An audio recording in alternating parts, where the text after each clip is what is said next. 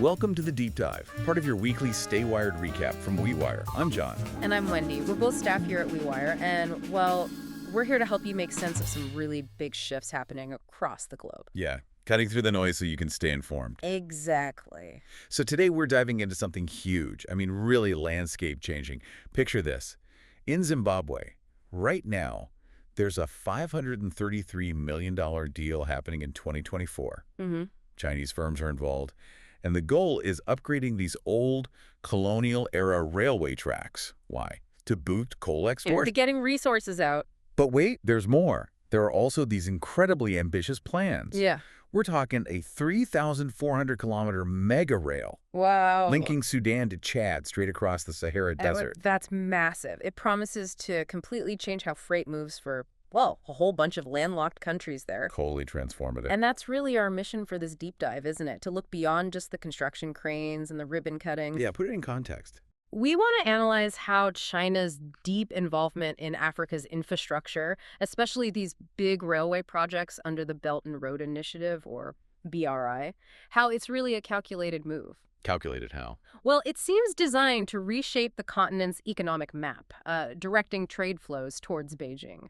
And in doing that, potentially creating some lasting dependencies. Okay. So we're using insights from financial news, from think tanks, official reports, trying to give you, our listener, a really grounded look at how Africa's connectivity is being redrawn in, well, this rapidly changing world. Okay, let's start with some history then. Because Africa's trade networks, they've always been shaped by outside forces, haven't they? Oh, absolutely. For centuries, colonial powers basically built infrastructure to funnel resources, minerals, timber, agricultural goods straight out to European markets. Usually via coastal ports, right? Yeah. Inland connections were pretty minimal. Exactly. Just enough to feed the main export lines. Then, post-independence, a lot of that fragmentation just stayed. Underinvestment, sometimes political instability, it meant logistics were often a nightmare. Created huge bottlenecks. Huge, hindering trade within Africa itself and with the rest of the world. It left much of the continent's interior kind of isolated, economically speaking. So how is China's approach different now? Well, this is where it gets interesting. China's interventions seem to be creating a whole new paradigm. It's not just adding lines. It feels like they're, overwriting the outdated maps, as some analysts put it. Overwriting the maps. Yeah, think about it. Historically, the economic compass pointed north, towards Europe. China is now building these integrated transport corridors, rail, ports, logistics hubs that are designed for efficiency, yes, but also align directly with Beijing's supply chains. Ah, okay. So making it easier to get resources to China and Chinese goods into Africa. Precisely. Creating new hubs to boost resource extraction and open up markets for their products. You see it clearly. Modern infrastructure linking mineral-rich inland areas directly to ports on both the Indian and Atlantic Oceans. So it's a fundamental shift, potentially reorienting Africa's whole economic axis towards the east. That seems to be the long-term strategic play, setting a potential course for Africa's economic future. And this isn't just happened in one or two places. It's part of this huge, coordinated push through the Belt and Road Initiative. Oh, right.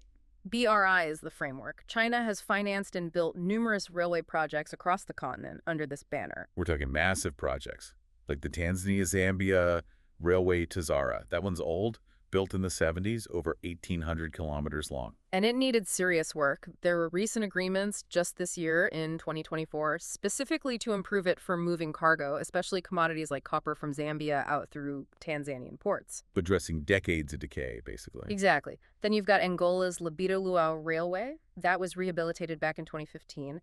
Cost over $1 billion, $1.2 billion. And that one connects. Connects key mining regions to Atlantic ports, again, speeding up mineral exports, making them less reliant on slower, often more costly road transport. These are game changers for national logistics. And bringing it back to our intro examples, that $533 million Zimbabwe deal for coal export lines, and the giant Sudan-Chad-Sahara rail plan. Perfect examples. They fit right into this pattern. They aren't just random projects. They look like strategic nodes in a much bigger network China is helping to build. What's the mechanism behind it all? How does it work financially? Well, typically, these projects are funded by Chinese loans, often from state banks like the China Exim Bank or China Development Bank. And built by Chinese companies. Usually state-linked construction and engineering firms, yes. So this approach doesn't just build a railway, it embeds Beijing's influence directly into Africa's physical infrastructure and its economic framework. It's a long game. Definitely a long-term strategy. It creates not just a physical link, but often an enduring economic and financial tie as well. So let's talk economic impacts. How does stitching together railways, ports, and logistics hubs actually change things on the ground? It fundamentally alters the economic geography. You're creating these super efficient pathways designed to channel trade flows specifically towards China's markets and its whole financial ecosystem. Making it easier and cheaper to move goods, but in a particular direction. Right. The result is much smoother supply chains. African raw materials, minerals, oil, farm products get to Chinese buyers faster and more reliably. And Chinese goods get into African markets more easily. Exactly. Manufactured goods, construction materials, machinery imports become more accessible, and the numbers show it. Bilateral trade has surged. One report mentioned China's trade with BRI countries hit $1.34 trillion back in 2019. Wow. And it was growing significantly faster, like 7.4% faster, than trade with non-BRI nations. It points towards a deliberate strategy to create this, well, symbiotic economic relationship. Symbiotic, but maybe not always balanced. That's the key concern. While African countries definitely benefit from better connectivity, lower transport costs, faster transit times, it can also lead to a heavy reliance on Chinese markets for their exports. China is the continent's biggest trading partner now. It is. But those trade balances often tilt heavily in Beijing's favor. China imports raw materials but exports higher value manufactured goods. This can make it harder for African economies to diversify and strengthens China's negotiating position. And then there's the debt issue you mentioned. Yes, debt sustainability is critical. These are huge projects requiring massive loans, and the terms sometimes link repayments to resource concessions, like rights to future mining output. Which raises red flags. It does. The World Bank flagged this back in 2020, identifying 7 African countries potentially facing debt distress, specifically because of Chinese loans. It's that classic dilemma. You need the infrastructure now, but can you afford the long-term financial burden? Beyond the economics, what about the politics? Yeah. The geopolitics of it all. Well, politically, if a country is heavily indebted for these projects, it naturally becomes more reliant on Beijing's continued support, maybe for maintenance, future upgrades, or even refinancing. And that reliance can translate into political leverage. It certainly can. It might influence domestic policy choices or even how a country aligns itself internationally. It's a subtle but powerful form of influence. And strategically, what does China gain from controlling these key transport arteries? Well, dominance over crucial infrastructure could potentially sideline competing initiatives, say from the EU or India. It strengthens Beijing's strategic position, particularly in resource-rich regions. Have other global players reacted to this? Oh, yes. We're seeing responses. The U.S., for instance, launched the Partnership for Global Infrastructure and Investment, which is widely seen as an alternative aimed at countering Beijing's influence. So it's becoming a new arena for global competition. Absolutely. It really highlights the growing competition for influence, for access to resources, and for shaping the future economic landscape in Africa. It really does. So trade ties are deepening. China's pledging more investment even this year. But it sounds like careful management is crucial. Vigilant oversight is key for African nations and really for all global partners. The challenge is maximizing the benefits of this development while actively managing the risks of becoming too dependent on one partner. It's about finding that balance, seizing opportunities, but also protecting long-term economic independence and options. Exactly. Okay, thinking about these big shifts in Africa and global influence, let's zoom out quickly and see how things played out in the wider markets this week. This is from our Stay Wired Weekly Recap and Wire Times Market Movers. Let's do it. Globally, the U.S. economy still looks pretty strong. Q2 growth came in at 3.3%, which is solid, and jobless claims fell.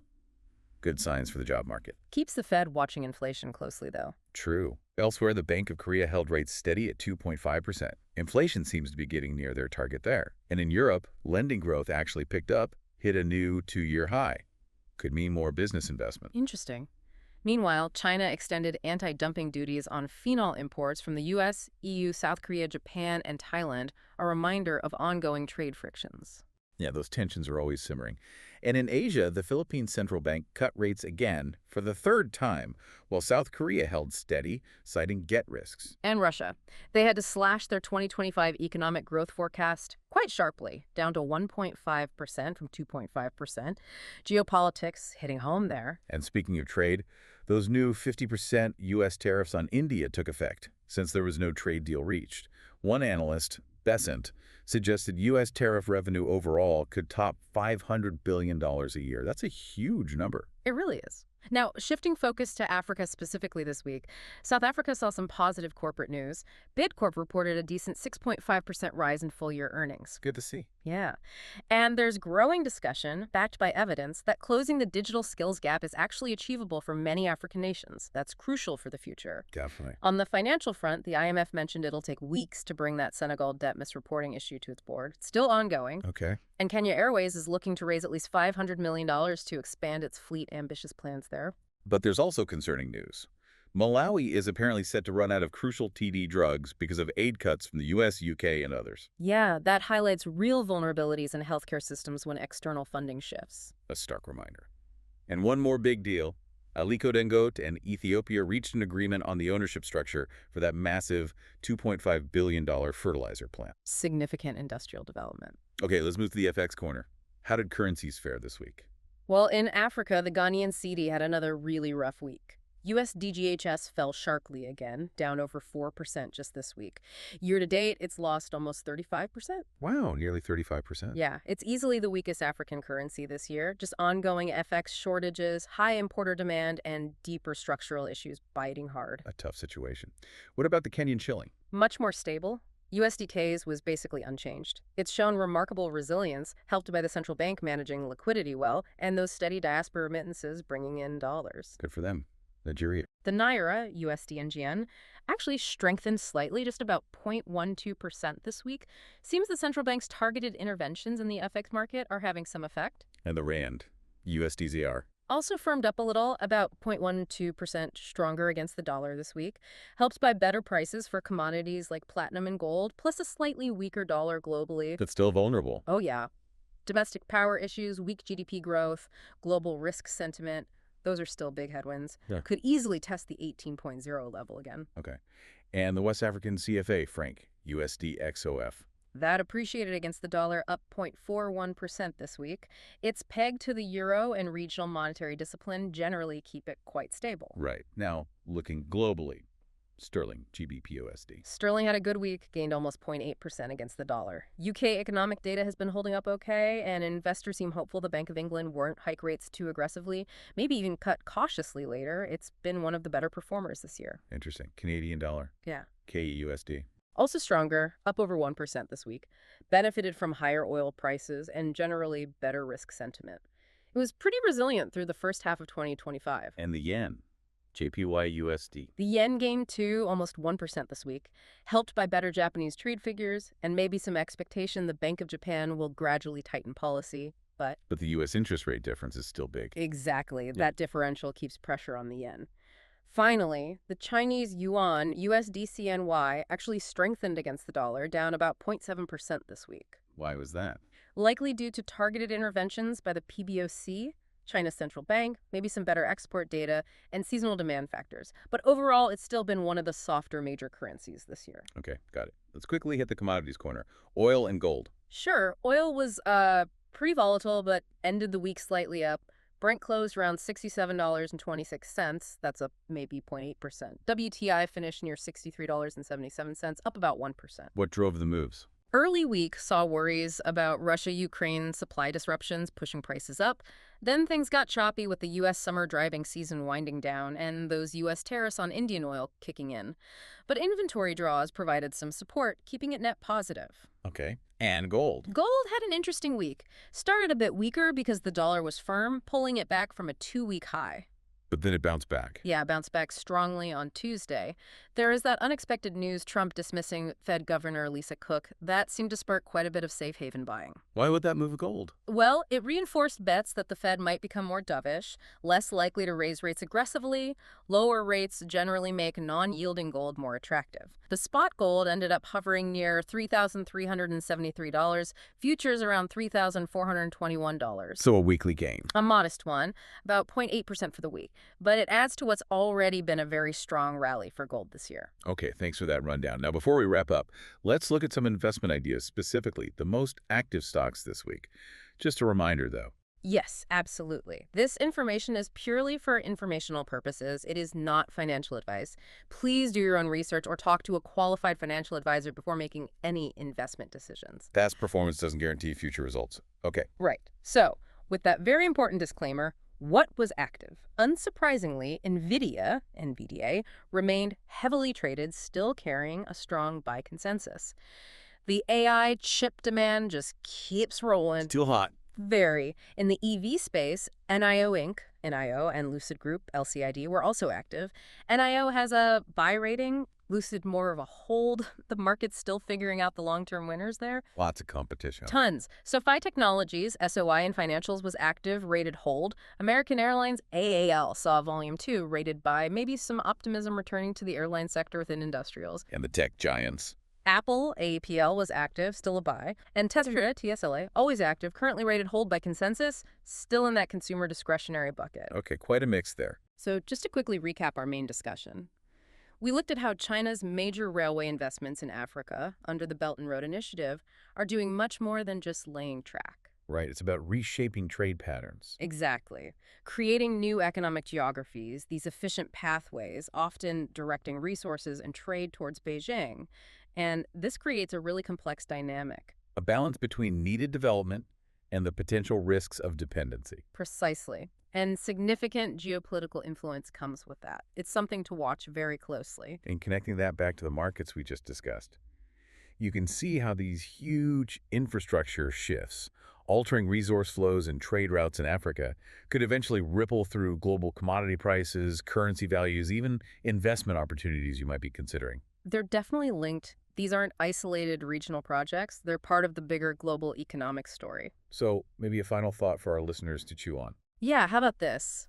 As we see physical infrastructure, like railways literally rewriting economic maps and shifting geopolitical weight, ask yourself, how might these evolving trade maps affect global supply chains, access to resources, maybe even the prices of things we buy every day in ways we're only just starting to grasp? That's a great question to ponder. Thank you for joining us for this deep dive and the weekly Stay Wired recap. We hope you feel a bit more informed and ready for the week ahead. We've been John and Wendy, staff here at WeWire. And we look forward to helping you stay wired next week. Stay Wired Weekly Recap was produced by WeWire, a B2B company, bridging the banking gap between emerging markets and the world. Tune in same time next week for the Stay Wired Weekly Recap.